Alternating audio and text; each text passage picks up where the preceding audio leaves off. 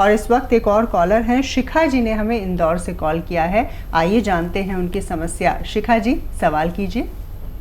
मुझे 10 दिन से खांसी बहुत आ रही है। 10 दिन से? हाँ। ठीक है शिखा। उम्र कितनी है शिखा आपकी? 15। 15 साल। 15 उम्र है, 10 दिन से खांसी आ रही है। ठीक है, कोई बात नहीं। आपके किचन में, आपको तो पता नहीं होगा, मम्मी से पूछिए या जो भी आपके यहाँ सबसे बुढ़ा आदमी हो मेरे जैसा, उससे पूछिए कि पीपले क्या होती हैं। पीपले गरम मसालों में इतनी 1-1.5 इंच की बड़ी खूबसूरत सी काली काली पीपले कहलाती हैं।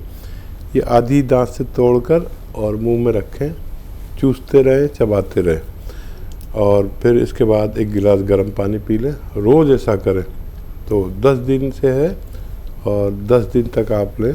10 दिन में आपकी खांसी का ठीक होना मुमकिन है।